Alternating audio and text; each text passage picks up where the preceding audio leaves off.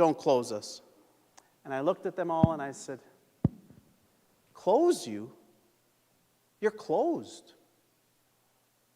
Now, no one has said it. Half your lights are burned out. Half the outlets don't work because the electrical had to be turned off because it needs new electrical. The foundation is crumbling. I know it's sad that you used to have 100,000 people and now it has 35,000. Right? They used to have 11 Catholic churches. If we'd be honest, we could all fit in one. Now you might say, well, Bishop, I'm just stating the obvious. No one wants to say it. Right? We have way too many masses. Way too many masses across the diocese that are empty. I was in Dillon, had to remove the priest there. It wasn't easy, because if a priest is not healthy, it does harm. And I told them all, can you all fit in one mass? They said, yeah, let's have one mass. I said, so everyone hears the same thing from me. Because you know how that is. I'm sure there's no gossip in Bozeman, but some areas of the diocese, they have gossip. I'm so happy it doesn't plague this place. And so they all came to one mass. It was packed. I said to them all, isn't this great? Everyone was singing. It was full. We had someone who could actually read. We had mass servers, right? I said, why don't you just have one mass a weekend? And they all nodded. They're not going to do it. The Saturday wants their crowd. That crowd wants the 5. The 8 o'clock wants theirs, and the 10 wants theirs. 40 people here, 40 people here, 40 people here. Dead, dead, dead. I'm just saying. And our priests are being worked into the ground. Instead of having one mass where he could be free to go to another parish, so I wouldn't have to suspend it, he's got to have 3. Because they're such a nightmare to him that he can't hardly take it. And so he gives in. So anyway, did that give you a little vision of Gallatin County? I mean, this place is booming. And so I need to make some provision. But the church doesn't own any land in Gallatin County. And that concerns me moving forward because it's not going to get any cheaper.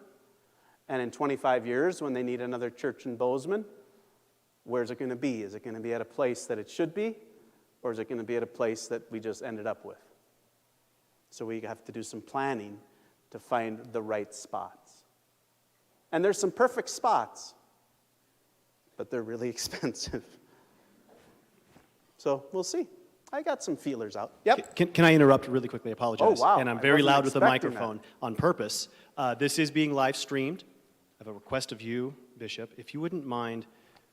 I look better back here? You look great back there. Okay. People at home will appreciate that. And I'll be bringing the microphone around.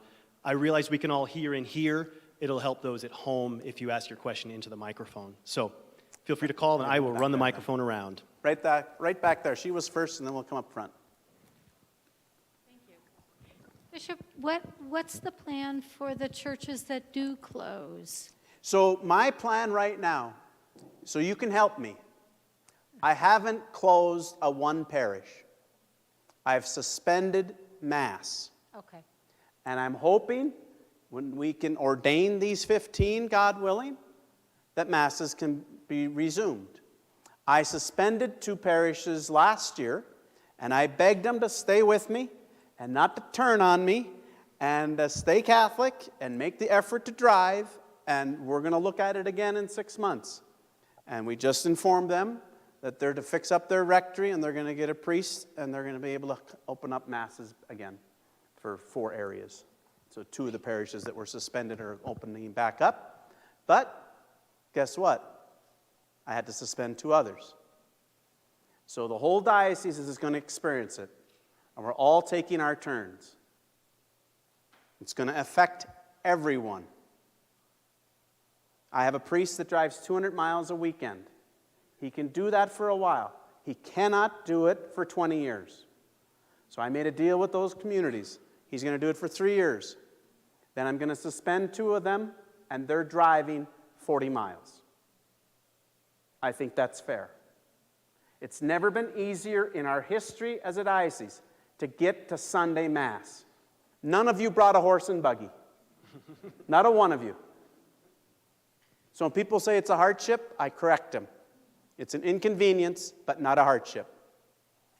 So we got to be clear on that. Right? You can start your F-150 right now and let it run. It'll be warm when you get out there. You don't have to scrape the windows. You can drive right back home. Never been easier. Now, I don't want to make light of the fact. I grew up in a little country church, 45 families. That's my family. And I understand that. But we don't have priests. What did I tell you all today? We have 27 less priests in 3.5 years. 18 active less. So people said, get some from third world countries. Pope Francis told us when we had our ad limina, bishops of the United States, don't take all the missionary priests just because you can afford them. There's places that have to travel for a day to get to Mass. A day. We're one family, the Catholic Church. We have to look out for each other. So that is it unreasonable for me to ask someone to drive an extra 20 miles this year to get to Mass? I don't think it's unreasonable. I know they don't like it, but I have to make those decisions, and that's why I get paid the big bucks. Did that answer your question? So anytime someone says he's closing the parishes, I have not closed the one. Closing a parish is a canonical process that you have to go through. And I'm hoping that it doesn't come to that. But it depends on our young men and their generosity saying yes to Jesus. And they have been, but we got to get them ordained. They're not ordained yet. We had one down here and then back there. And then we'll come on this side. Thank you. First of all, thank you for this information, because I think it's fair to say that there's a lot of ignorance in the church with not understanding how much work the clergy does for us and how hard it is. On a positive note, I think there hasn't been enough, and I'd like to hear your comment on the wonderful win that we've had, Roe versus Wade. And especially here with the university and the young kids here. Any suggestions that you can have? Because I think that this has been such a, there's still a lot of ignorance, still a lot of Catholics that don't know that Roe versus Wade was overturned. And that's a tragedy, because it's, as we know, life, we're celebrating life, creation, we're made in his likeness. So what were your suggestions in that area that we can do? The question about Roe versus Wade and what we can do. And what we can do more. Yeah. As Creating a culture of life is crucial. Creating a culture of life. How we respect life, one another, in our marriages, our children and grandchildren, our neighbors, those who are different than us, the unborn, all of the whole gamut of life. Roe versus Wade being overturned was a true blessing. But that didn't. I think everyone thought, oh, it's done. It's just started. Now the real work of changing hearts, right? And enacting laws that respect the natural law, right? The natural right to life. But changing the laws doesn't change the heart. But laws do matter. Laws do educate. That's why I got asked about legalizing recreational marijuana. And I said, if it elevates society, by all means we should do it. If it doesn't elevate society, why would we legalize it? They didn't run my quote. And people complained that I didn't make a statement. I did. They didn't run it. I put it on our website. I don't know how many people go to the website. Not that many. Only people 5 and under, I think, and listen to me read books. But it's there. I do a video every Friday. People say, why don't you say more? Every Friday, I do a 2-minute, 3-minute video about all these sorts of issues, right, that are happening in our society and trying to to help us, right? But the Roe v. Wade question now really comes back to us of saying, how do we journey with moms in need? How do we help those who find themselves pregnant on campus and they're not married and they're scared? How does this become a safety net, right? It's so important. And that's why you have to remember, you're all parents, many of you. You don't have quality time unless you have quantity of time. You can't just say, okay, I got 15 minutes, let's make this real quality time. Good luck with your 13-year-old.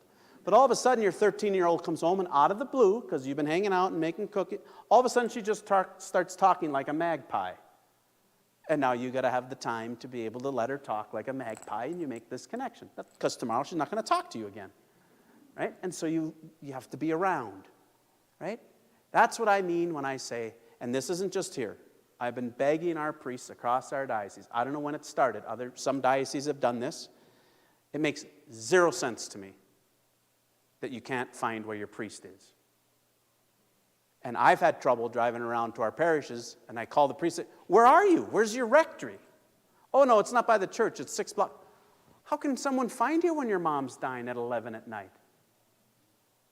He'll set his own boundaries. We have ways to do that, right? But you should be able to find your priest when you need him. So you can knock on his door and say, Mom's dying. Can you come and anoint her? Right? Because we block your phone. Sometimes you got to come pound on our door. Right?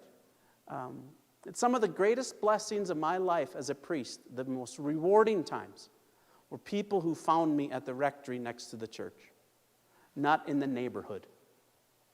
Right? That if you watch what happens, and I told you, you have it here, set up correctly, do some addition that you need, and make that place nice and warm and welcoming, you're going to have to try to get rid of the kids. You're going to chase them away. I walked on campus when I was here the first time. I said to Father Varro, let's go over to campus. Let's eat over there. I want to talk to the kids. And he said, I don't think they're going to talk to you, Bishop. I said, I won't be able to get rid of them. I sat down, and next to this kid eating lunch, I said, what are you studying? He said, biology. I said, where are you from? Wyoming. I said, I'm from North Dakota. I said, I'm a Roman Catholic bishop. Look at this. I got a ring. I got a crucifix. And I'm showing him all this stuff. And he's like, what the heck? What's a Roman Catholic? And I'm telling him what's going on. And his friend comes over. His girlfriend comes over. He says, he's a Catholic bishop. Oh, I'm Catholic, kind of. I don't really go anymore. I couldn't get away. By the time we're walking on campus, his other buddies are coming along. And this isn't against, but Father Val said, that's incredible. I said, they're starving. We have to make the step. We have to make the step toward them. I just had 28 Carroll College students up to my place for dinner on Tuesday night. I finally have a cook after 3 years. And she made us pulled pork. It was delightful. They were there from 5 and 8:30. I finally stood up and said, leave. Get out of my house. I don't want you here anymore. And I have a security camera. When they got drunk that night and the cop picks them up and says, where'd you get the booze? And they say, Bishop Vetter. I say, come look at my camera. And we have evidence that, no, I didn't give him booze. Because that's what kids do. They blame someone else. They'll even blame the bishop. Right?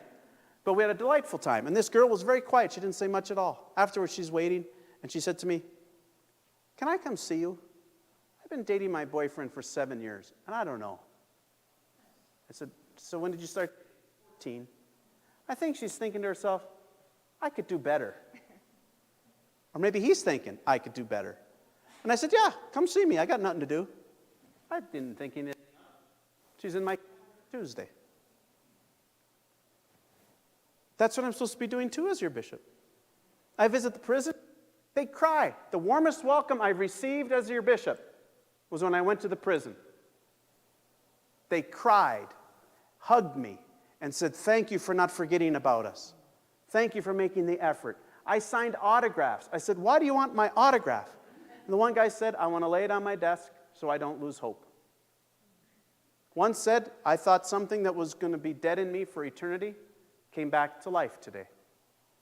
The one said, when I came in, he said, you look scared, Bishop. You look nervous, scared. I said, I am. I said, you look scared too. He said, I am too. He said to me, what are you scared about? I said, I'm scared you're going to stab me with a knife. He said, I'm not going to stab you with a knife. I said, you movies, you find a knife in prison and you stab a guy. And he said, no, we don't have knives. I said, what are you scared of? He said, I'm scared you're going to tell us we're going to. I said, I'm not going to tell you that either. I went to Butte, told those stories just for Catholic Schools Week a month ago. These 3 kids, I couldn't get rid of them. They're taking selfies with me. And I said to the principal afterwards, what's the deal with those 3? And he said, all 3 of them, their dads are in jail, in prison. And they're just so happy that I'm going to see their dad. It's all different when it's our family, right? So I don't know how I got on prisons. What was the question? Pro-life. But that's, all I'm trying to say is we got to be able to find our priest, right? We got to be able to, when these college kids are struggling, when there are 18,000 of them, when they struggle, it's not going to be at 3:30 during his office hours. It's going to be at 11 at night when they're finally awake. That's when they start showing up to stuff. I got called to hear confessions at Carroll College. I said, yeah, I'll come and help. What time? 9 o'clock, or what did they say? 10:30. I said, that's perfect. I said, 10:30 and then we have lunch? They said, no, 10:30 at night. I said, no, I'm sleeping at 10:30 at night. I can't go, I'm 55. These guys can. All right? Figure out your schedule and hang out with them at 10:30 at night. That's when they open up.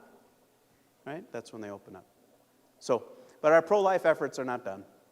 We're going to have to make every effort, to change hearts. And I think the biggest conversion that happens in people, we have to hold more babies. We have to hold a baby. And when you hold a baby, it opens your heart to babies. And there aren't that many babies in church tonight. So that's the biggest argument for it. I got that one. That one, I think you were first. I'm sorry, I better keep the order. I'm going to get in trouble. Then we'll come over here, and then over here. Bishop Vetter, my name is Paul Gore, and with Ellie Weber, we represent the Land Stewardship Committee for Resurrection Parish. We originated when Father Val was here, and Father Joe has been very good sponsoring and keeping it going. I come from a newspaper family, and one of our publications is called The Greenleaf, which has been published for 5 years now in this parish. But before I came here, I was a Flatlander, Florida, and we published for 10 years down there at the parish that was there. I would like to ask you if it's possible that you could issue occasionally some statement in harmony with Laudato Si, the Vatican's statement on the environment. And it's tied very closely to poverty and the needs of the poor, I know that. This organization, Land Stewardship, is a sister organization of Creation Care. Same goals, 2 different ways of getting there. We publish, we go for speakers, philosophy, what have you. Creation Care is more into brick and boards and planting and landscaping around the parish.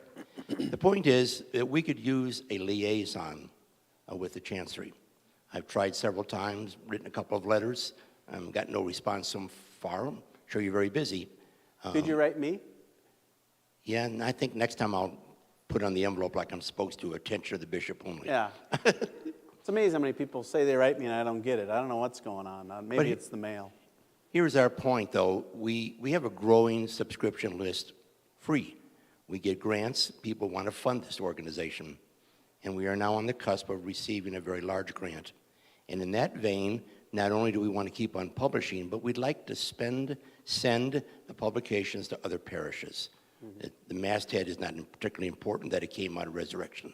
The message is what's important. Yeah. But right now, we are sorely lacking in a contact with the Chancery, because I was quite surprised when I called up there.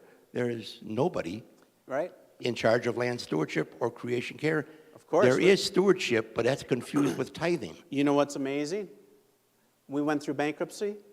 We let over 20 employees go. That has consequences. When people complain about the Chancery, you're basically complaining about me, because I only have 13 employees. Parishes have more employees than the diocese does. Now, I'm not complaining, but I'm just saying, we're not some big... I'll let anyone come and look and say where you can make a cut. We're pretty thin and trim. And my salary is the same as it would be as a parish priest. I remember teasing Father Val when I came the first time, and he said, no. I said, yeah, actually, Val, your salary's higher than mine because you've been a priest longer than me, because it's based on seniority. He said, really? I said, yeah. So when he was in Helen the last time, I showed him my tax. I said, there it is. So I'm just saying we can only do with what we got. It's always difficult with publications. If it's in line with the church, it's great. Then something rogue gets in there, and guess who they call? The bishop. So that's where it's difficult, and it has to go through the parish priest. So when you call me, I'm going to say call him. He's got to be the one who screens that stuff and says everything's according to what the church teaches. Now you might say, well, I'll do that. I'm just saying, at the end of the day, if my name's on it, my name's on it. And that's all that matters to people. Perfect. So, that's the biggest thing. I've given out statements. We're working right now of putting solar panels on top the new chancery and my residence. We'd be the first totally green chancery and bishop's residence in the country. Not bad. They don't give me much credit for that stuff. They seem to find blame. When we closed down the churches, and I was a bishop for 5 months, I have a stack of mail this tall of hate. When we were the first state in Western civilization to open back up, I got a handful of letters thanking me. That's human nature, I guess, huh? That we complain quickly but don't praise too often. And that would be my encouragement. That's what we talked about today. It's very easy to complain and to find fault. It's not as easy to find the good. I've been telling the college kids, you want to know my mantra to them? You're going to find what you look for in life. If you look for the good, the true, the beautiful, you'll find it.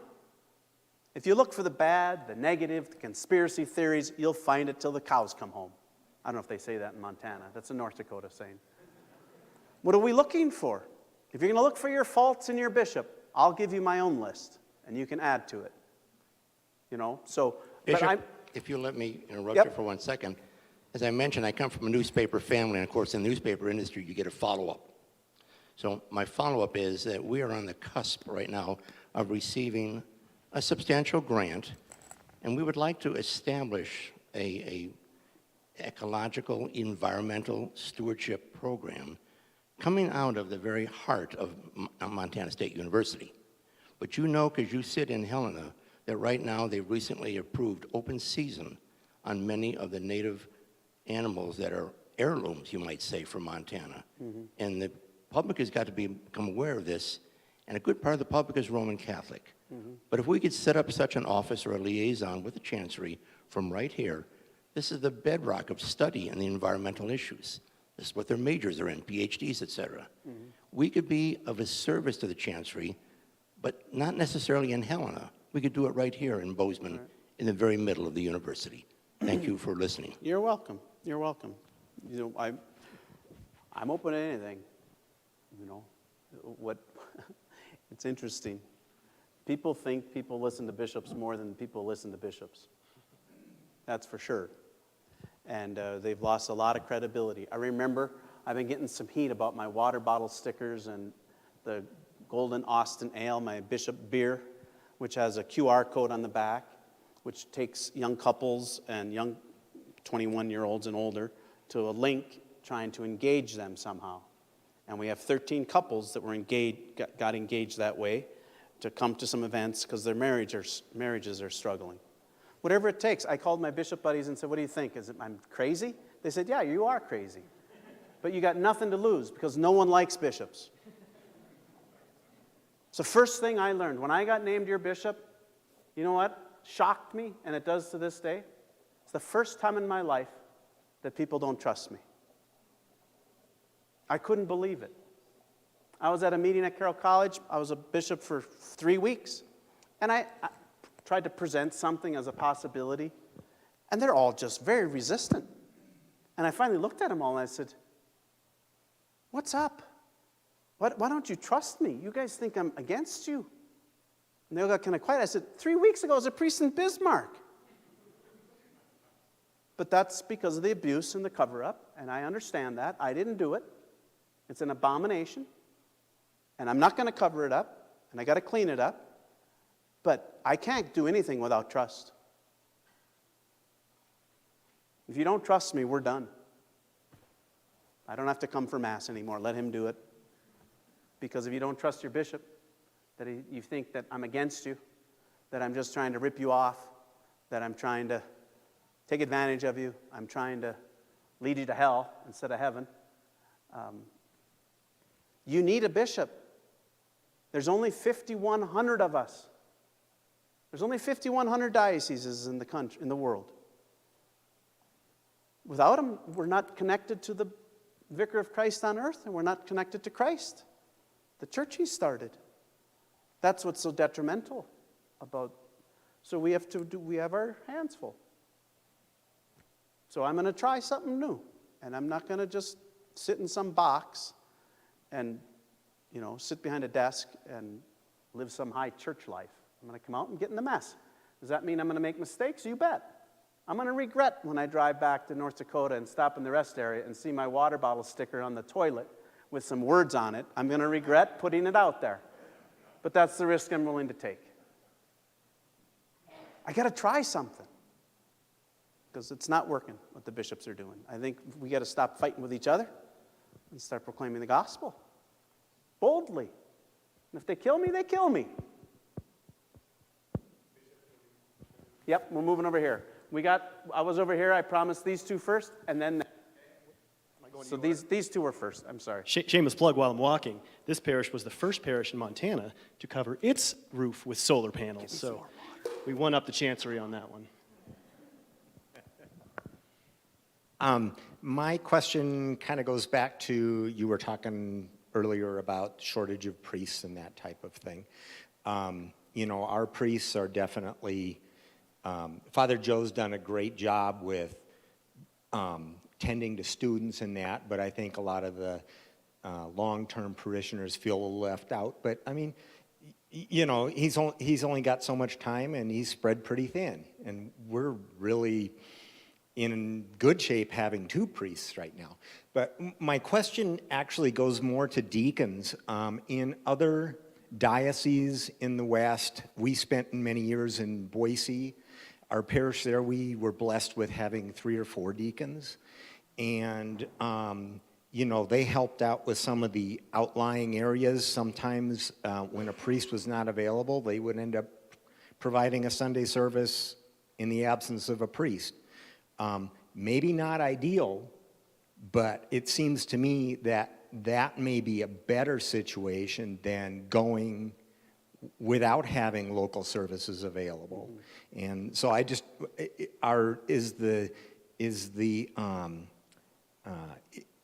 do you have any thoughts on encouraging folks to become deacons, to help maybe fill in somewhere Yep. some of those holes? Good. Do you have a candidate now?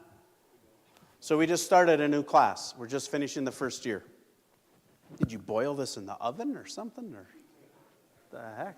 It's hot as ever. First thing warm in my...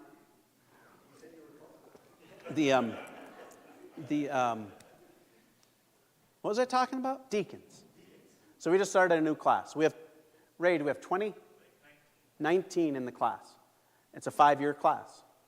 So it takes 5 years before they're ordained deacons. Why they didn't have a diaconate class earlier? Because of bankruptcy. All these things cost money. Everyone says, why aren't we doing that? I got no money. I mean, it's amazing. I say it, and 15 minutes later they say, why don't we do that? I got no money. Everything costs money. That's just the reality, right? So we have 19, God willing. A good chunk of those will be ordained in the next 5 years. As far as having priestless Sundays, there's a right in the church for a Sunday celebration in the absence of a priest. But it was never intended for convenience. It was never intended for convenience. It's when a priest gets sick, and it's found out today, a priest had a heart attack. Okay, the deacon can do a communion service. Then we try to find a priest. If we can't find a priest, then in time they need to start driving. Now, if it's 200 miles that they have to drive, there's an argument to be made. 20 miles? If they are asking for a Sunday celebration in the absence of the priest on a regular basis, rather than driving 20 miles, that would be an abuse of the Sunday celebration in the absence of the priest.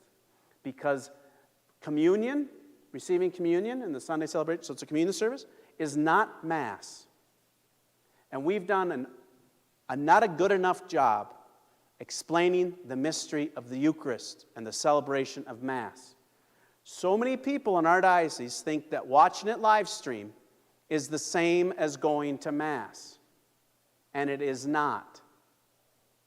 It's something, but it's not. You're not at the Last Supper. Jesus just celebrated Mass. He's the one who just celebrated Mass through a human instrument. He's the one who sits in the confessional, right? That's what we believe the sacraments are. So we have a lot of work to do, because as people explain their reasons, you can see huge gaps. I will not do this again, I don't think, unless the pandemic's different. If I had it to do over, now remember, this was my first pandemic. If I had it to do over, I wouldn't have suspended Mass. I would have said to our Catholic people, you have a conscience. If in good conscience, and I'll help explain that to you, that you're vulnerable, or that you're sick, or that you're, and I can go down the whole list, stay home. You don't have an obligation to go to Mass. Just like if you're a mom and your son is sick and you stay home and you come to confession next Saturday, and you say to me, I didn't go to Mass last Sunday. Why? My son was sick. You didn't commit a sin. But I just want to confess. No, there's no sin to confess. You did not commit a sin. And we need to help form that better, so that when a pandemic were to happen, to say, listen, if you're old, if you're vulnerable, if you're old, and they're telling you, don't come. Yeah, but I'm committing a sin. No, you're not. And part of the reason why we dispensed is that people felt so guilty, thinking that I'm committing a mortal sin.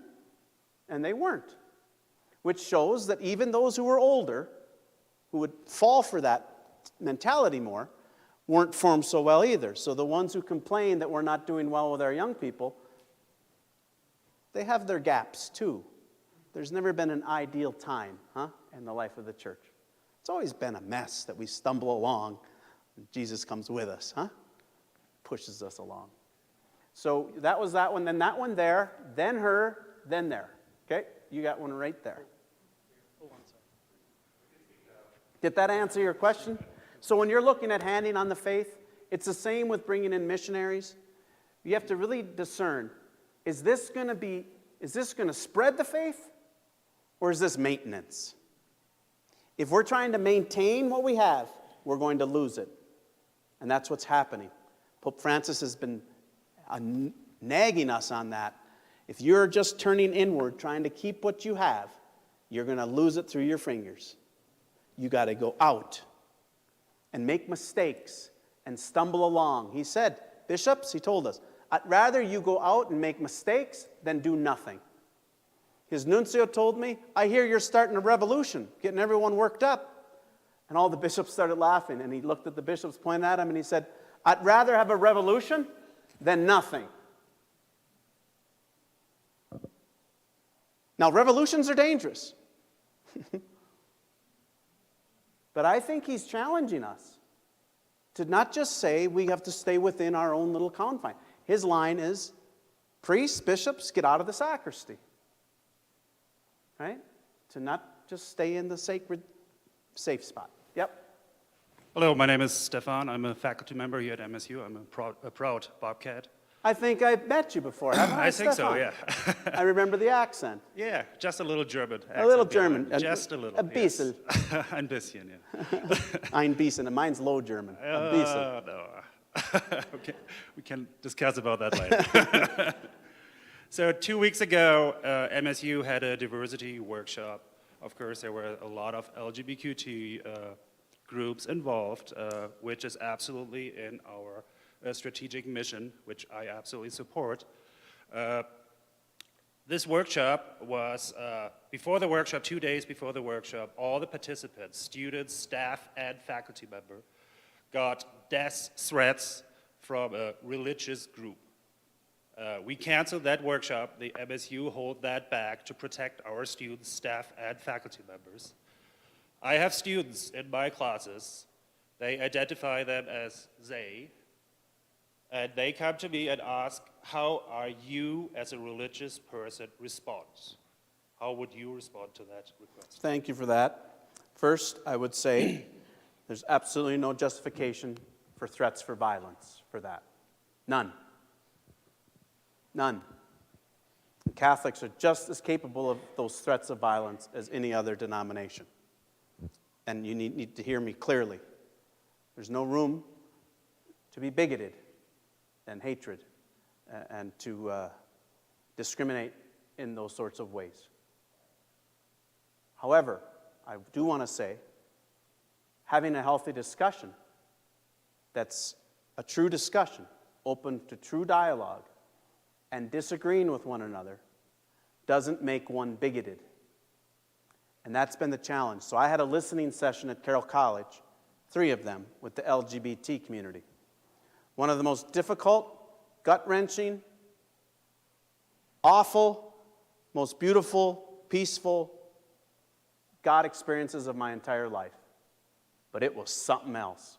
Ray was there, and boy, did they Father Mark thought I was going to get hit. The person was that furious at me right in front of me. And had an hour and a half. And then the next time, and they called me names, and it was just awful. And one stood up, the gentleman in a dress, and he was just shaking like a leaf, and he said, "Bishop, I disagree with what they're saying about you. You don't have to be here. I don't think anyone else, any other bishop is doing this. And you're answering every one of our questions the best you can, out of the blue. And thank you for being here with us." And I told him at the last one, I said, "We're not going to agree. We're not going to agree on behavior. But you're my brother. You're my sister. We're humans together. And I have to journey with you. I'm your bishop. But I'm going to say no to some stuff. And that doesn't make me bigoted. And that doesn't mean I don't love you. And that I don't care about you." And I actually said, when I came here in the beginning, I told Montana State and University of Montana, I'll come anytime, to any campus and go to an auditorium and stand in front of whoever wants to come, and the headline can be, "Bishop Austin Vetter, Roman Catholic Bishop, will answer anything, including LGBT, transgender, all of it." I did it at Carroll, and it's made a huge difference. Would it be possible that you or Father Joe is doing something similar here at MSU? I'd be happy to. Get your largest auditorium, though, because they may holler at me. They will, and that's okay. To be able to let them ask me questions about the Catholic Church's position on this, because we're not bigoted.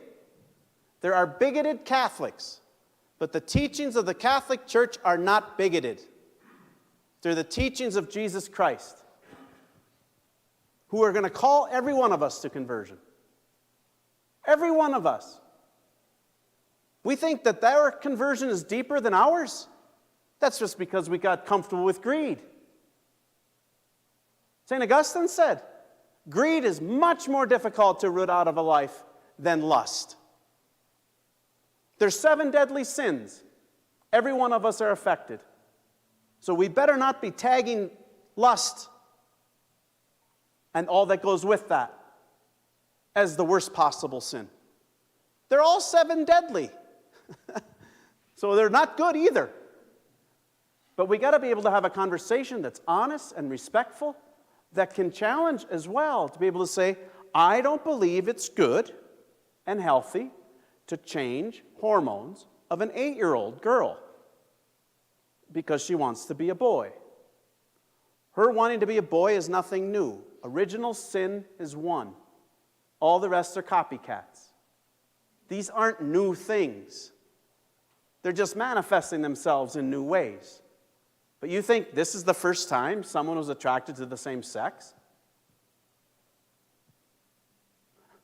We know that's not the case already from the Old Testament. But Jesus does have something to say. But he doesn't say, I don't love you. You can't be a... This is what worries me about the Catholic Church has always been, the Catholic Church, here comes everyone. Now, they won the narrative. They're telling people, if you have same-sex attraction, don't go to the Catholic Church because they're bigots. Where it's always been. You don't have to be a certain way before you come to us. We're going to journey with you, and this is going to be a long journey, right? It might take your whole life. She stood up, it was beautiful. She said to me, so you're saying I'm going to live a chaste life, my whole life like this, in a chaste way, and that'll be fulfilling? And I looked at her and I said, I do it, and I love it. This is the challenge I had to our priests. Celibacy, the gift of celibacy, is supposed to give that whole question meaning, and we haven't shared celibacy as a gift. When was the last time you heard a homily about celibacy, about the beauty of it? I gave it on a Holy Thursday.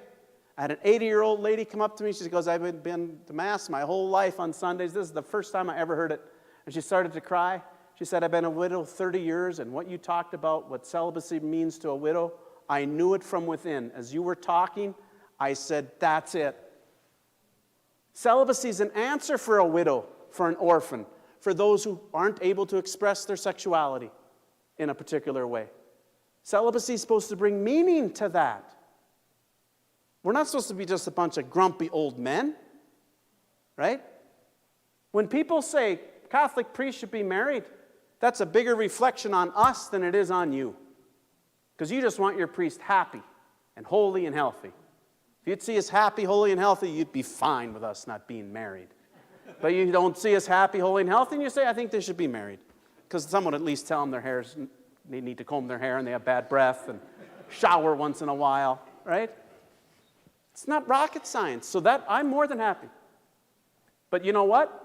I wonder if our Catholic people will be happy. I've had some complaints because I'm going to go hang out in the bar with the roller derby girls in Helena. There's a whole team of roller derby. Did you know that? There's this popular now. So I'm going to hang out with them, see what they got to say to me. Right? Don't worry, I know the Catholic faith. You don't have to worry that next week you're going to find out, oh, Bishop Vedder left the Catholic Church. He's become some other denomination. I'm going to be a Roman Catholic till I'm dead, by God's grace. So don't worry if I get into some of this, but I got to go into the mess, right? And no matter if they agree with me or not, at least at the end of the day, they can say, he was dumb enough to show up, and he actually let us ask an actual bishop a question about this, rather than reading it on a blog or, let's see what they say. Actually, I had one. We went for lunch, the three of us. I said, how was it? He said, I was nervous. I said, so was I. You think it's easier for me because I'm a bishop.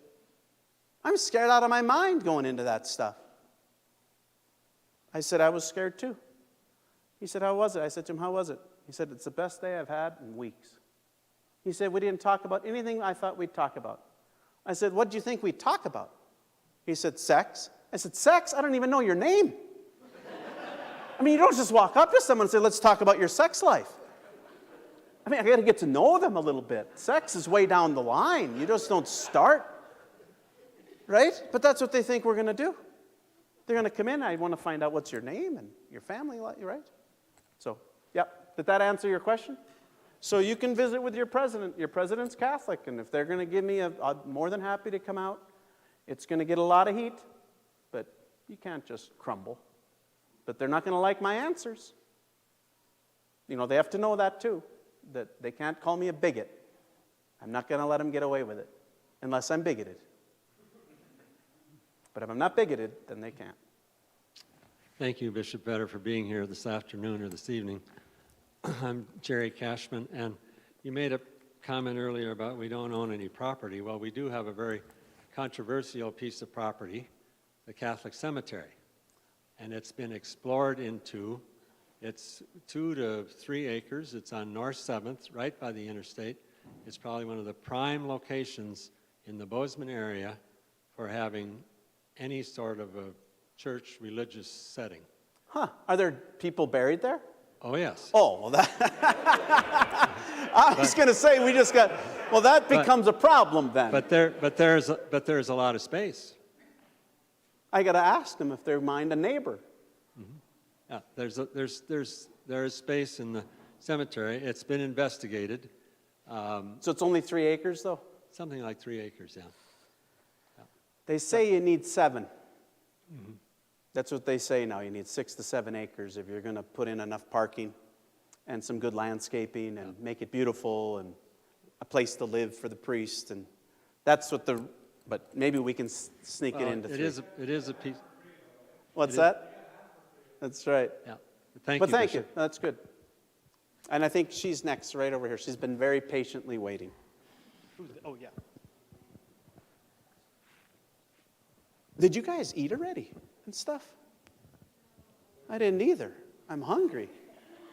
Go ahead. 35 years ago, I was one of those unmarried mothers to be. And I'm saying this because I think the church can learn from people like myself how to talk to those ladies over there. The crowd that was at the church at the time turned their back on me.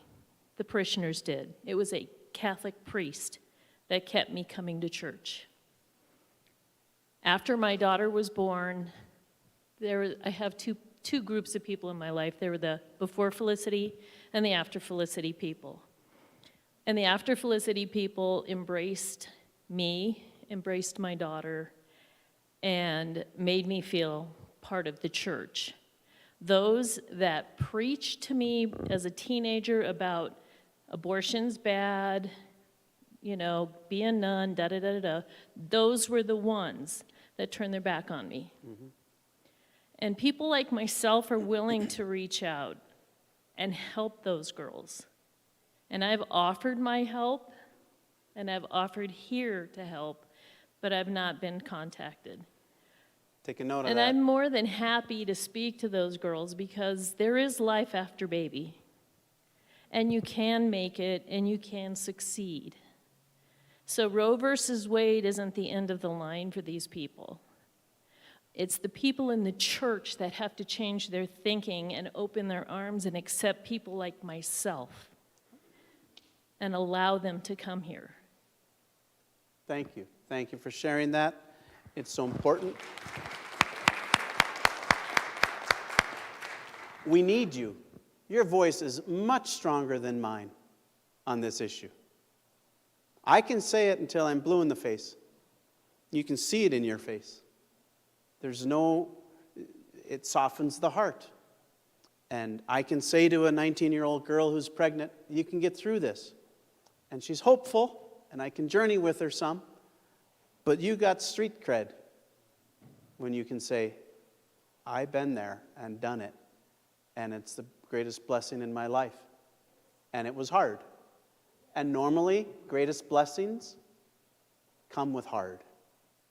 Greatest blessings don't come easy. And that's the lie we've been teaching our young people. They think the greatest blessings come easy. Greatest blessings come hard. It's hard work to stay married 50 years. Right? It's hard work to raise children. It's hard work to be a bishop if I'm going to be a good one. If I don't want to be a good one, it's not that hard because you don't even know what I'm up to. He's just busy. I'm just sitting at home eating bonbons. All right? So, but thank you for that. And Father Joe, we just have to keep reaching out.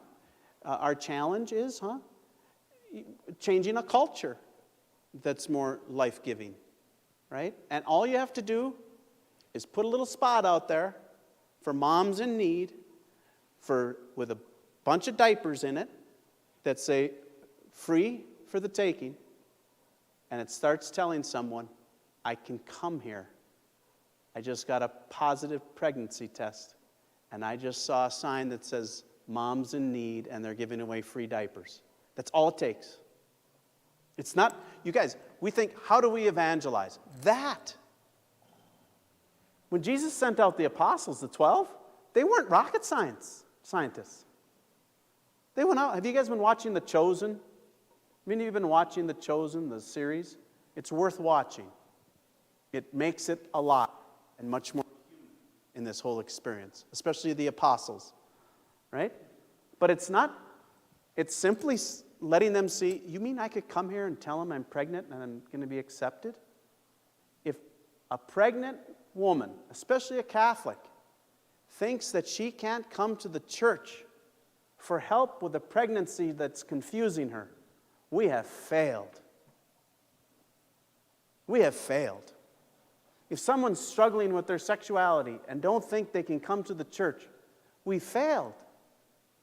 They need to know that's where they can come. I had a 16-year-old girl come with her mom. And she came in and she started to cry and she said, I can't be a Catholic anymore. I said, why not? And she said, I think I'm attracted to girls. I said, do you have a girlfriend? And she said, no, but I'm attracted to them. I said, whoa, whoa, whoa, whoa. You're as Catholic as I am. Your hormones are going crazy. It's not going to be like this when you're 50, right? Let's just settle down. Well, what do? I said, come to the stations. I said, I lead the stations of the cross at the cathedral on Fridays. Since I've started, now we have hundreds coming. Last year for Good Friday, the cathedral was full. I told her, you find a station that you identify with. Find one. Maybe it's when Jesus fell. Maybe it's Mary wiping his face, or the Veronica, whatever it is. Find one. And you suffer. She came. And there she was, sitting at one of the stations, crying like, and the pastor just told me she's there every Sunday. She's not alone. She's not abandoned by Jesus or the church. Could she make some mistakes? Yeah. What, you haven't? I remember I gave a talk to 100 ladies, a women's conference, and most were older. And they were complaining about young girls and how they dress and their behavior. And they're going on, and they're saying, Father, you got to help, you got to start preaching on this more. In our schools, I see them roll up their mini skirts when they come in and, when the parents leave. And I said, yeah, you know what? They're doing about what you did. And they got quiet. I said, boy, do you have short memories. I said, I went to a little country church. The girl got pregnant, 17. They kept her home from church. The mom put in a pillow so that everyone would think she was pregnant, the mom.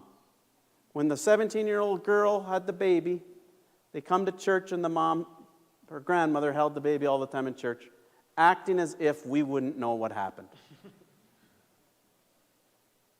That's what we tried to do. I remember when I was in college, I wasn't always in the seminary, and I wasn't always a bishop. And I remember my buddy, I always went to Mass. I never missed. And this is by God's grace, and my whole family, a bunch of our neighbors can say it. I'm 55 years old. I've never missed Sunday Mass in my life. My brothers can say it, my neighbors, my mom and dad. It's just the air we breathe. It didn't make sense. Why not go to Mass? Back at about 4 in the morning, and I'm getting up for Mass at 7:30. And he wakes up and he goes, what are you doing, Vetter? I said, I'm going to Mass. You're still hungover. I said, you don't think God knows that when I'm here? He knows it wherever I'm at, so I'm going to church. And he said, really? I said, yeah, which made perfect sense to me. What, God doesn't know it? So I'm also go.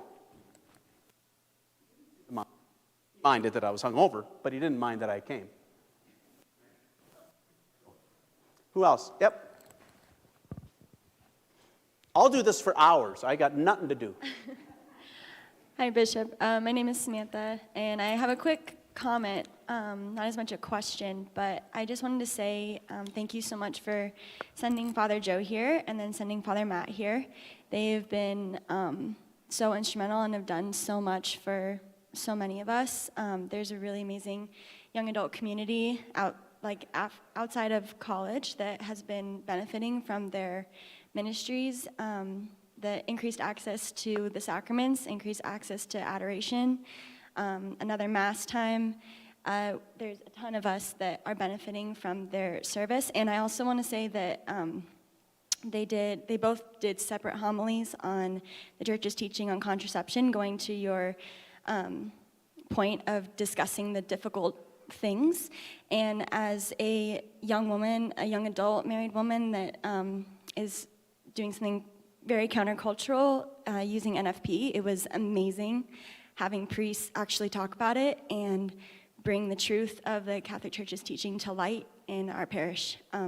So for anyone that may have frustrated them, it was amazing for those of us that are doing it, and I have friends all over the country that would have loved to have been here to hear priests preach about it. So just thank you for bringing them here and for sending them here, and we really appreciate them. And I just wanted them to hear that because I know that people complain more than they do offer praise. So here's offering some praise for what you guys are doing, and we are really appreciative. Thank you. Thank you for that. And I said today, I've been a priest 30 years. And if you had all of my homilies recorded and made me listen to them, I'd be like, oh my, did I say that? But that's part of modern society. Everything's live streamed and recorded. Had they had cell phones, smartphones, when I was in college, I don't think I'd be a bishop, let alone a priest. I don't. I feel for young people. Everything's out there, right? And it's out there forever. And I don't know about you, but college wasn't my wisest time, right? I made some mistakes, but I want to help them to see that. I remember a good old wise priest said to me when I got named bishop, he said, I sure hope there's still room in the Catholic Church for people to make mistakes. I hope there's still room in the priesthood that they can make a mistake, that the bishop can make a mistake, that we're not holding us to such a standard that no human can do, because I'm a human, right? Now, I've been asked to do something that's pretty big, but I'm going to make mistakes. I have already. And I'll be the first to say, I know I'm trying to take the diocese in a different direction. I know it. I'll be the first one to say in 5 years, if it doesn't work, it didn't work. Let's try something different. But I've been challenging our priests. The stuff we've been trying since the 80s did not work. Period. Now, we're here by God's grace. But there are so many that are not. The way we messed with the liturgy across our diocese was an abuse. And that has consequences. Young people are starving for solid food because their challenges are way harder than what we had to face. Way harder. And if we think they can't take the truth of the Catholic Church, they're saying, that's all we have to stand on. That's it, is the truth of Jesus in his church. Because the rest, I have no chance. I'm not going to win their argument. They're smart as heck. Right? But smart is different than true. And that's why they need their bishop to be with them in this mess. Because, wait, if I come on campus, Montana State, that'll make probably national news. If I'm willing to go and stand on a secular campus and answer any question they want. You're going to want to come. I'm the only one who's not going to want to go. But thank you for that. We need to hear that too. And we need to be gentle about the truth. Always, right? Always gentle. Always gentle. I told the priests, the teachings of Jesus Christ are hard for every one of us, bishop included. So there's no reason to be mean about it. I will not tolerate mean. I will not. And the priests heard me say it, and I call them on it. The truth is one thing, not mean. Most people leave the church not over her teachings. It's over how they were treated. How they were treated. Not about the teachings of Jesus, about the church's teachings on contraception. They don't leave about that. They leave when I hammer them. Or if I put a burden on and can't help them. That's what they leave about. Anyone else? So thanks for that. You like your bishop? Okay. It's sad when you have to beg for clapping, huh? We have one over here, way over on the side. Got it. How far can I walk and they can still see me? Right here? Thanks, Brian. Okay. Okay. Just a quick question. My name's Mary Ellen. This is my husband, Tom. When you were talking about the bankruptcy and all that, and then we did hear that now churches are LLCs now. Can you just explain what that is entailing? So I was your bishop for what, 6 weeks when we had our first finance council meeting?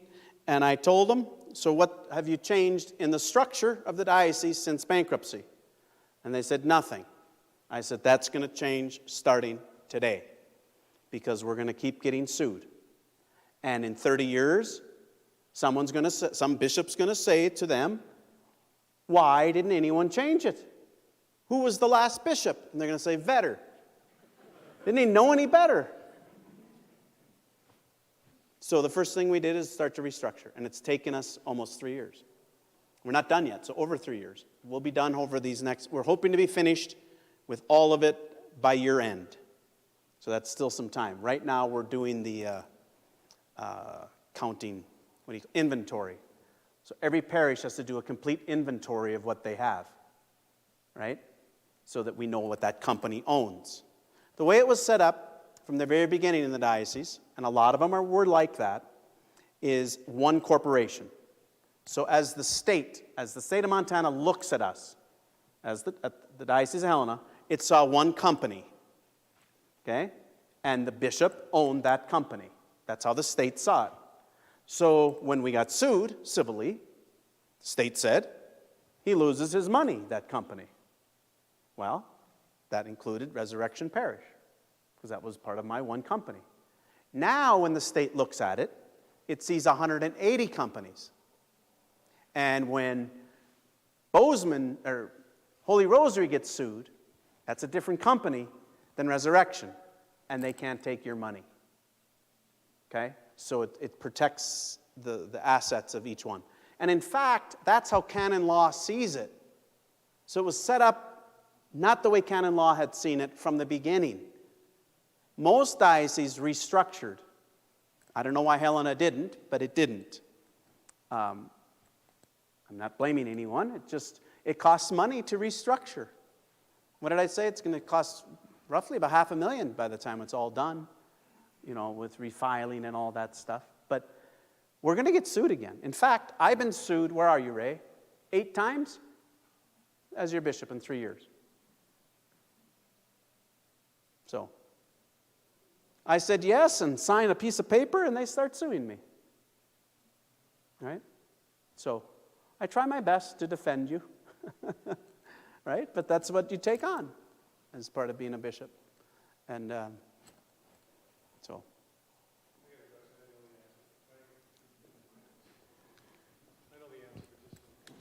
A setup question.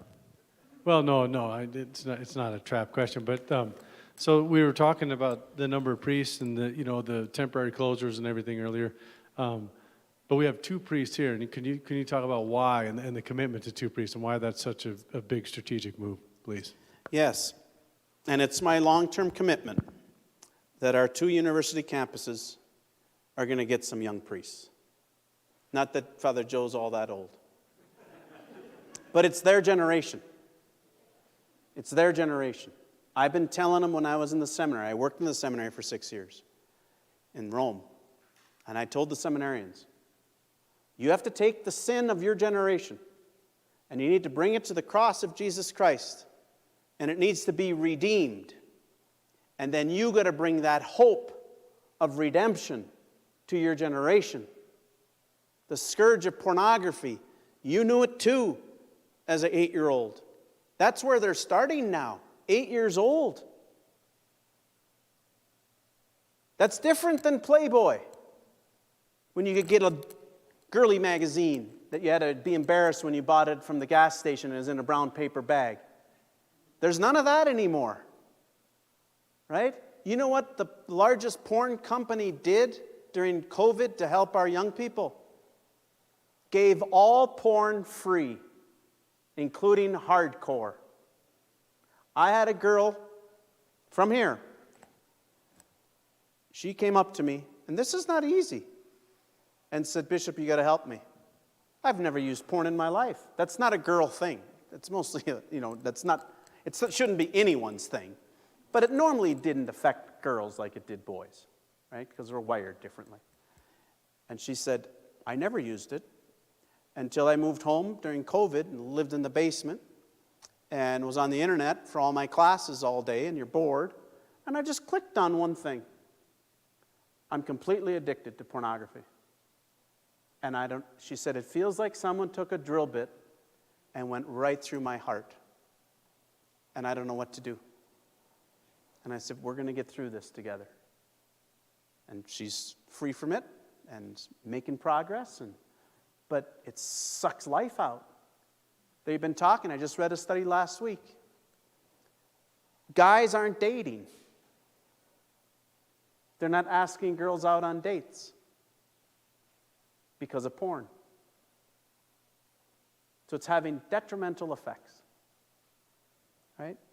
And so I need to have our young priests who experience that redemption themselves and know those struggles from within and experience redemption and freedom to bring that hope, because our young people don't think there's any hope there. And that keeps people from church, right? It keeps people from coming. And so there's a lot of blockades that we need to talk about. And just saying it out loud just gives a whole freedom to these college kids to talk and to bring it to the light and to see that they're not alone and that we're going to get through it. But we have to address this because it affects marriages, right? And how they prepare for marriage and how they date and how they see human sexuality, how they see a woman, how they see a man. All these things that are being so distorted by our society is going to have a detrimental effect to the negative, right? We see it already, but it's not going to get better. It's going to get worse. Way worse. The popes are not wrong. We will see in my lifetime. You can call me a prop. We will see. You know, you've seen it already in the news where people are giving their will to their pet. They're going to be marrying their pets. This isn't going to end. Sin is sin, right? It's not like, oh, just a little, right? So we got to give Jesus some space here. And I think the other thing about the vocations, right, having the young priests in there, they have energy. I need to burn up that energy. I was 25 years old when I was ordained a priest. My vocation director, old guy, went to the bishop and said, I have Vetter here. He's got way too much energy. If we don't use his energy, it's going to be a problem. So we got to run him into the dirt. He's got to be tired at the end of the day. That was the wisest thing they ever did. It's a beautiful thing to be tired at the end of the day. He's a grown-up. I told him, if it's too much, put up the boundaries and say, no, I need a day off. I need to go vacation. That's up to us, right? I come into the office, someone said to me, Bishop, you're working way too hard. I said, I'm 55. Wait, when I'm 70, I'm not doing nothing. Just come around and take pictures for confirmation. And also use my energy. I go in, when I'm tired, I tell Father Ray's back there, he's my assistant. I clear my calendar, I'm going upstairs, right? I'm done. Tired. I'm going to go take a nap. And I don't apologize for it. Where's the bishop? He's tired. Why? He hasn't slept for 4 days. Okay. I'll come see him tomorrow. All right. Right? Smoke my cigar and have a little scotch and go to bed. Right? So, anyway, that answer your question, kind of? I'm going to follow Or not up really. because I Yep. don't think it did. I'm good at not answering Yeah, questions. yeah, If that I was- talk that long was- enough, you forget what you asked. It's a good bob and weave there. Given your, correct my terminology, you're closing parishes, Right. suspending Mass, yep. suspending masses at parishes. Was that a long-term commitment as we're considering building a 2-priest rectory and paying a lot of money to do so? Is that a long-term commitment to having 2 priests at this parish? I want to answer it in 3 different phases. First, I've been begging our priests. We don't have enough places to assign our seminarians for the summer. Because I am not assigning a seminarian to live in a rectory where he has to share the bathroom with the priest. That is inappropriate boundaries. Have we learned nothing from the abuse crisis? There's going to be appropriate boundaries in our rectories or they will not be lived in. Period. This abuse stuff is serious. There's going to be security cameras on those rectories so I know who's coming in and going out. They're on mine, not in the house, but on the front door. You know who's coming in and who's going out. They know who's coming into my office and who's going out of my office. You can see if they're crying, if I'm mad. You see my face when I come out. What are we doing? Have we learned nothing? Oh, it costs money. Yes. For the safety of our children and vulnerable adults. And I'm not budging. So one said, how come he gets an associate and they don't? Because he's got his own bathroom for the priest. It's that simple. Now, it'd be nice if some of our bigger parishes had a place. If you build a rectory that has space for 2 priests to live in and 2 seminarians to say, you're going to have 2 priests and 2 seminarians. I've built rectories, 3 of them. One housed 9. Guess what? In the summer, it was full. Do you think it made a difference in that parish? Oh. What do you think it'll do on this campus if in the summer you have 4 seminarians walking around all summer and 4 focused missionaries and 2 priests? They don't know what to do. And they'll follow them back. They're so starved. This is not rocket science. It's not. And the living quarters that you have now they get by. But it's not adequate. Father Matt doesn't have his own space. He's got a bedroom. They didn't know each other. You guys, we're not brothers and sisters. We're strangers. He likes movies that Matt doesn't like. They didn't have to watch movies together. Matt has friends he doesn't have. They need a space to have their friends over. Right? Matt wants to smoke a cigar. He doesn't want to. Let Matt smoke in there. We're adults. My goodness. Now, I can't guarantee you what I don't have. But I can guarantee you this. If you don't have a place, you ain't getting them. I told all the priests, got a call 3 months later. The priest in Deer Lodge, Father Joe Fleming, says to me, what kind of bed do you sleep in, Bishop? Thought that was kind of personal. I said, what do you mean? What's the brand? What kind of bed? And I told him. And he said, good, we're getting you one. I said, what do you mean? We redid the basement, put in 2 rooms with their own bath for the seminarians, and upstairs we redid the 1 room with a bathroom for you. You're going to be the only one who sleeps in that bed. I stayed in one rectory. The bed was clean. It was washed 20 years ago. I had bed bugs and sneezed all night. You know where I stay now? In hotels. Tonight, we're staying in Belgrade at a hotel. I'm fine with that. And I'm not picky. I'm the youngest of 12. Can I stay at your place? You got no room. Holy Rosary? No room. Belgrade? I stayed there once. I get up in the morning. I'm like, I guess this is my bathroom. It's not. It's his. That's not appropriate boundaries. I stay at your house. I don't use your bathroom in your guest room, in your master room. So I'm challenging our priests, who are going to have to challenge the parishioners, that we got to do better. Our rectories are dumps. They're dumps. And if you want your priest to be healthy, give him some healthy living area. Right? Some good boundaries. Put up a fence, you can have a dog. Right? Make him pay for the dog. Make him pay for the bills of the dog. But we have to make sure that they're our father, they're part of our parish. But we have to, I'm not a big fan of condos for priests. I'm not. There should be a rectory provided by the parish that buy the bed and all that stuff, and it stays when he leaves. It's not his, right? That you have a patrimony that you hand on to the next priest. So, we'll see. But this summer, I have a real challenge. I have 10 seminarians to assign. So if they keep growing, what am I supposed to do? I know what I'm going to do. I'm going to put them all at Carroll College. And they're all going to be in Helena. And then I'm going to get complaints out of my ears. Why don't we ever get a seminarian? Got no place to put them. This summer I'm sending them out 2 by 2, so you'll get them here to give a little talk, thanking you all for paying for their school. When I raised money for them, so it costs $60,000 per seminarian per year.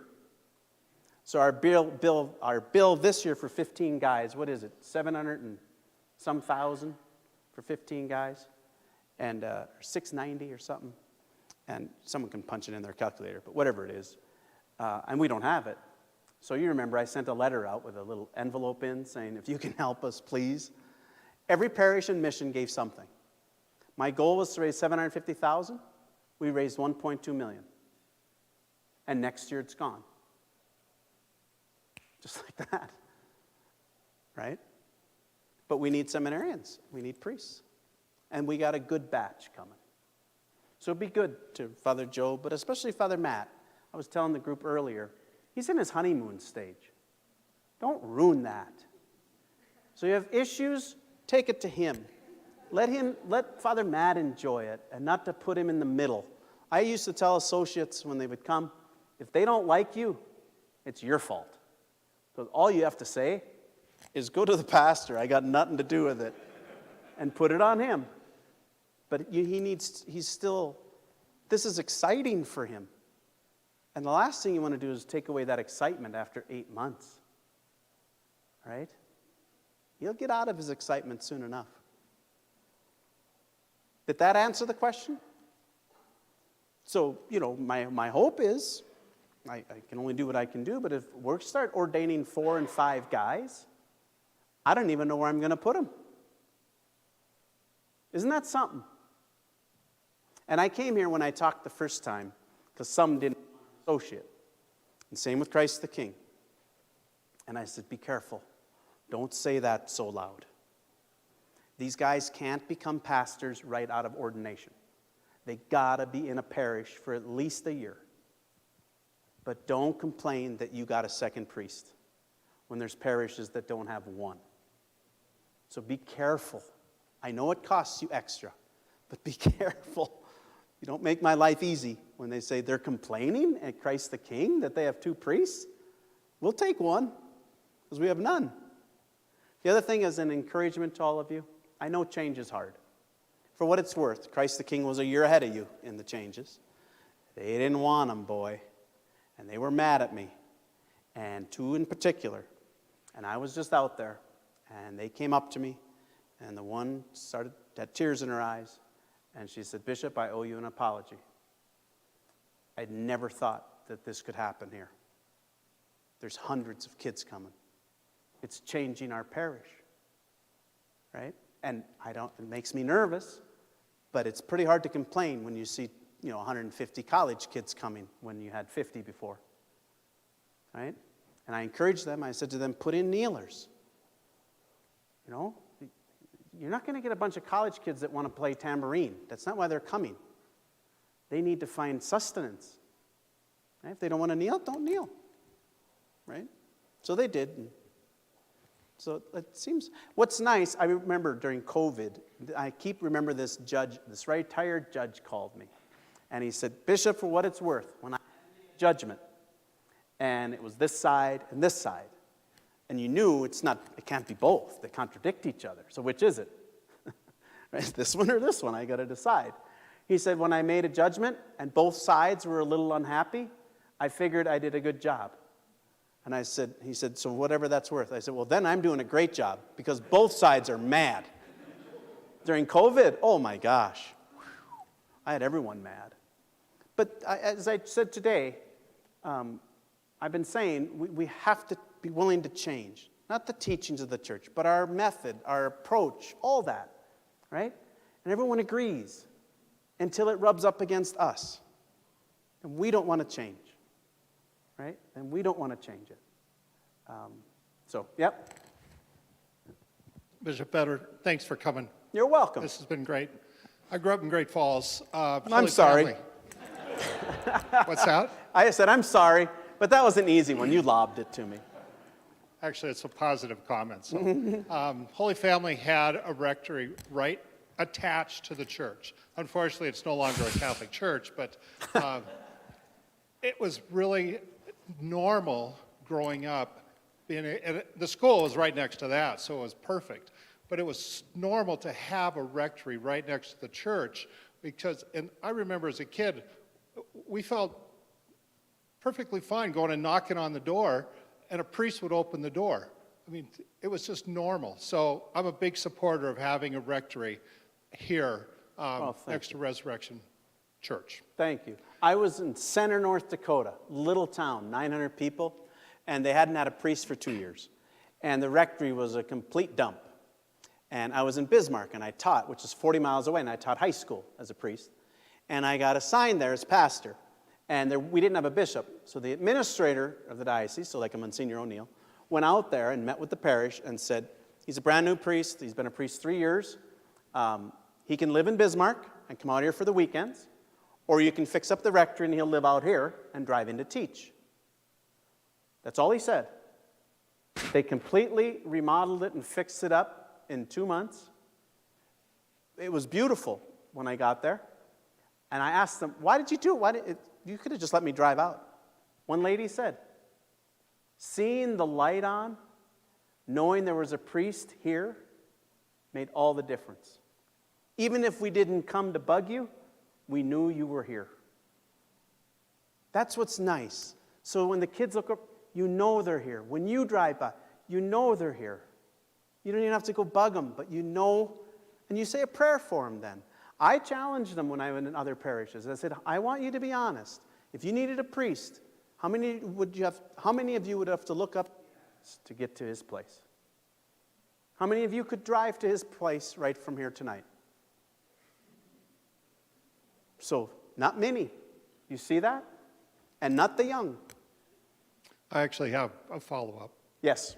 Good. I've been in the development industry for 30 years, 24 in Bozeman. It's an expensive city to build in. I know. I know there's going to be a few people that aren't going to like this comment, but I think we can have a much more efficient financial design of our proposed rectory. I've passed this comment on, and I hope that we can look at the design of this proposed rectory in a more efficient financial way. Thank you for that. And as I told the group, my challenge, my charge to all of them was this. You're not putting a shovel into the dirt until every penny's raised, until every penny's pledged. You don't have to have all the cash in the bank, but everything has to be pledged. So if it's $6 million, you have to have $6 million pledged. If you have $3 million in the bank and say you got $6 million pledged, then the bank will borrow it to you. I don't have money, so you don't have to look for me. If you're saying, what's the diocese going to pay? 0. I don't have it. I'm not trying to be mean, right? I don't have that option. But I'm not letting you go into debt that you can't afford. So until you can raise it, you can't. My hope is you can raise it sooner rather than later, because it's not going to get cheaper. I got news for you. It's not going to get cheaper. Second thing that I told them, I want it to be aesthetically beautiful. Simple, but beautiful and long-lasting, of good quality, right? Not fancy, but good quality that's going to endure, so that in 10 years you don't have to gut it again, right? Because the wall fell in, or the sheetrock was so thin, and you're building a rectory, which means this isn't a house that you built for yourself. There needs to be soundproofing between the rooms. They need to be able to, one of them to be sleeping and the other one having some friends over, and it's quiet. So it's not an open floor plan like you have with your brothers and with your kids. It's a different thing, right? For healthy space. Security cameras, those sorts of things. An outdoor area.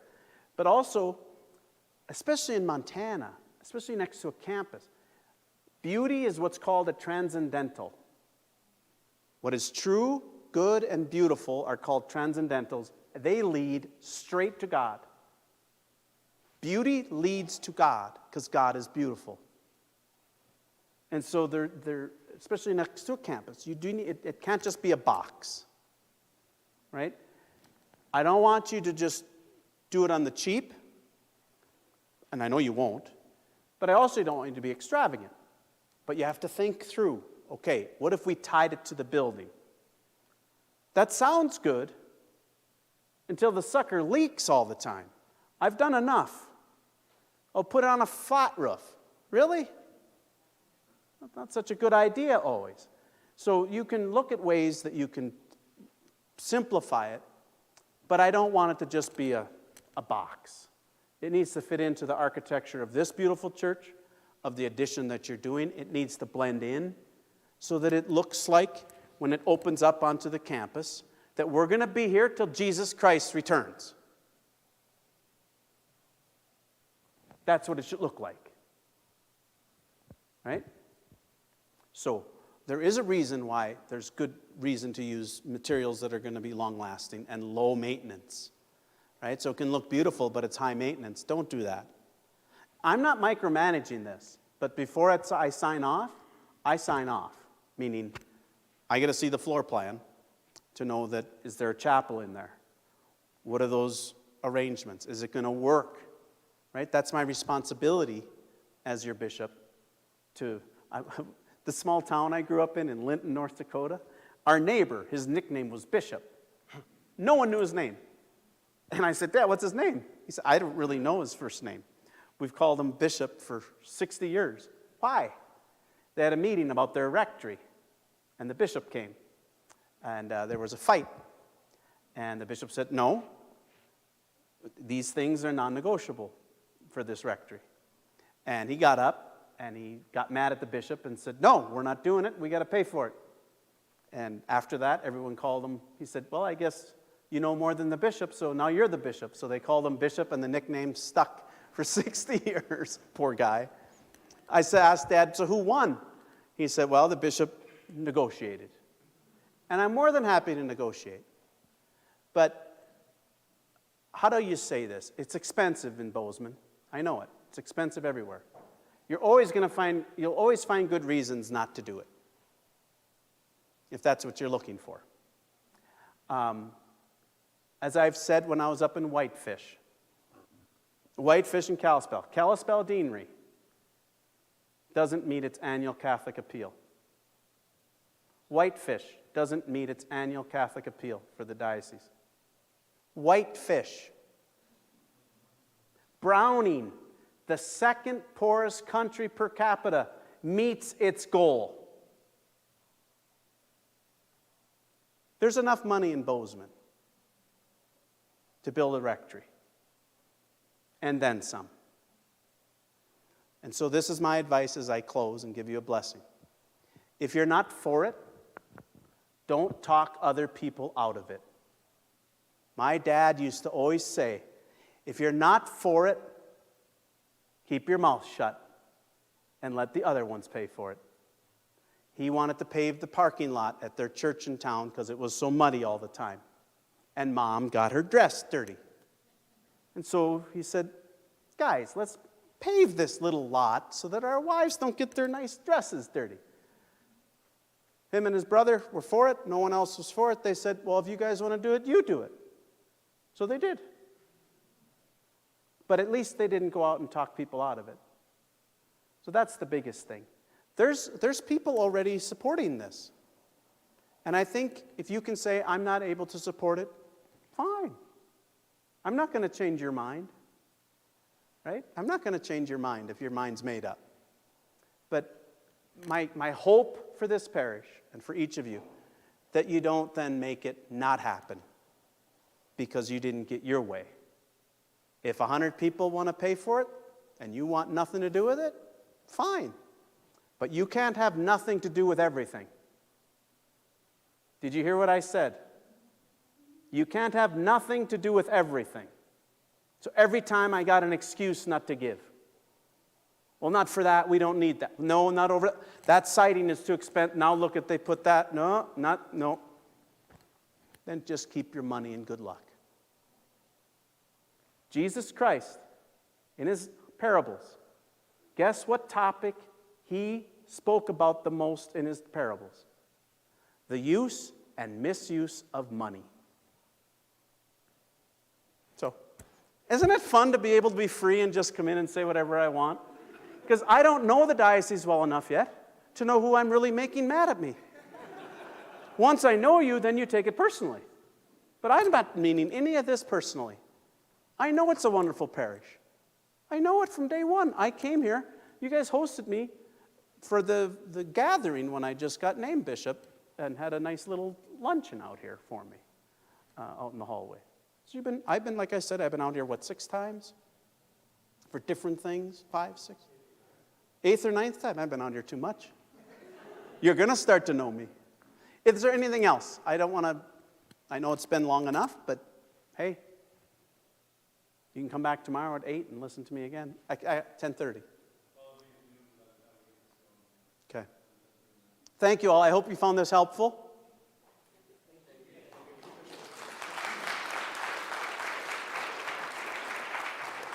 Do please pray for me, okay? Pray for me as your bishop, because I don't get a playbook, right? They don't tell you what to do. I remember when I opened the church back, when we opened up the state, Bishop Warfel and I talked to each other, and then I called my bishop buddy and I said, so who do I get approval from? And he just starts laughing. You! You know? And it was pretty risky. You know, now it looks fine. But when we opened back up, if we'd have lost all the 5, 4, and 3-year-olds, I wouldn't have been such a hero. You know, so those are not hard. Looking back, it's easy. But when you were looking at it at the time, it wasn't so easy. So pray for your bishop, okay? Thanks, everyone. Oh, yeah, I should give you a blessing. In the name of the Father, and the Son, and the Holy Spirit, amen. Heavenly Father, thank you for this time together. Thank you for the gift of faith, gift of our Catholic faith. I ask that you increase our faith, hope, and charity. May this Lent be a blessed one for us, our best ever. Bless this community. Bring any healing that's needed, understanding, unity, but always forward together to your kingdom. Watch over the priests of this parish and help them in their own struggles. Help them as they continue to grow and mature to be good shepherds for your people. And where they lack, dear Jesus, you be the shepherd. May the Lord bless you and keep you. May he make his face shine on you. May he be gracious to you and grant you peace. And may Almighty God bless you and your families, the Father and the Son and the Holy Spirit. Amen. Go to bed.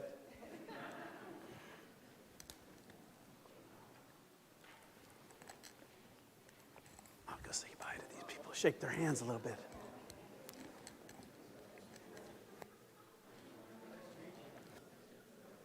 Let me shake some hands out here. Can I get out? Thank you. Thanks for the words, huh? Appreciate it. I don't know if you really. They have to look at the design. Let's look at it. No, just let me shake hands Oh, if sure. you wait.